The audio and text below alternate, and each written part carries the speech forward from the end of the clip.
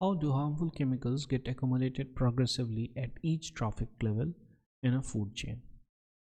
आज ये chapter environment में यहाँ पे देखिए क्लियरली लिखा हुआ है another interesting aspect of food chain is how unknowingly some harmful chemicals enter our bodies through the food chain. तो फूड चेन कैसा है, ठीक है, तो इधर से देखिए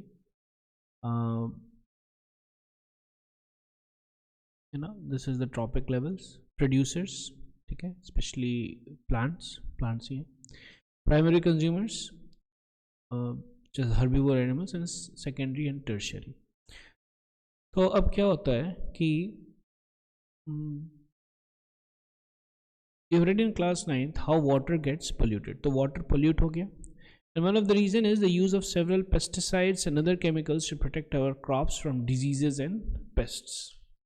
So now water gets polluted, और वो जो water में pesticides वगैरह है, ये जो है plants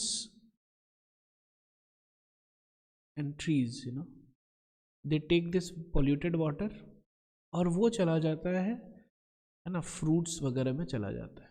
क्लियर है, ठीक है.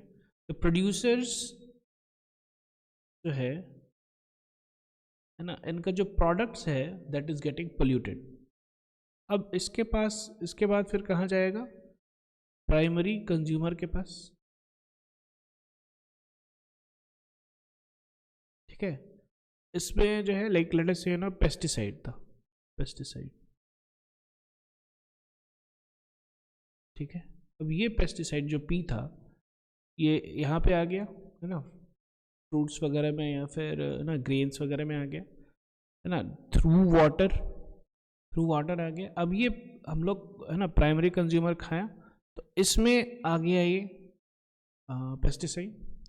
अब ये पेस्टिसाइड जो है ना ऊपर भी जाता रहेगा है ना, फूड चेन में इन सबको भी ये जाता रहेगा है ना, इन लोगों को भी ये पेस्टिसाइड्स जाता रहेगा. अब प्रॉब्लम क्या होता है देखिए ध्यान से. So now this is how some harmful chemicals enter our bodies through the food chain.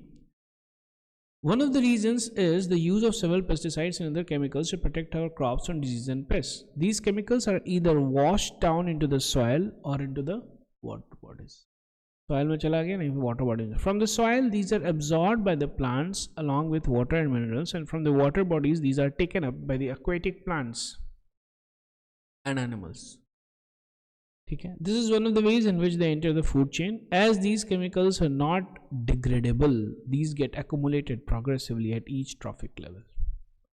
तो अब क्या होता है देखिए ध्यान से कि है ना, इसके पास है polluted thing and now the fish eats it, and और अगर देखिएगा ये जो pollution, ये जो pollutant है ये accumulate हो रहा है क्योंकि ये निकलता नहीं है बॉडी से, ठीक है. अब मे फ्लाई के पास थोड़ा सा pollutant होगा, लेकिन ये ब्लू गिल जो है ये बहुत सारे मे फ्लाइज को खाती है, तो इसीलिए इसके पास ज़्यादा हो गया, ठीक है, और ये फिर से बॉडी से निकलता नहीं है.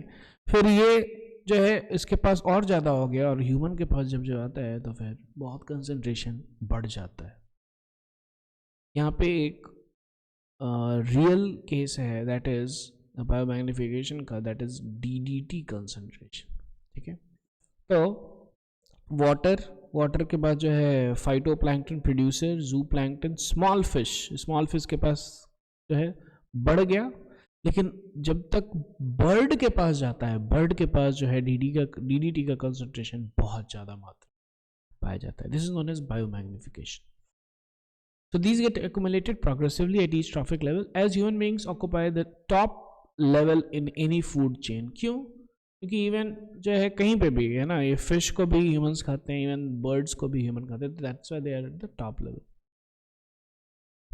As human beings occupy the top level in any food chain, the maximum concentration of these chemicals get accumulated in our bodies. This phenomenon is known as biological magnification. This is the reason why our food grains such as wheat and rice, vegetables and fruits and even meat contain varying amount of pesticide residues. They cannot always be removed by washing or other means, क्योंकि वो अंदर है, accumulated है, और वो remove होता नहीं है.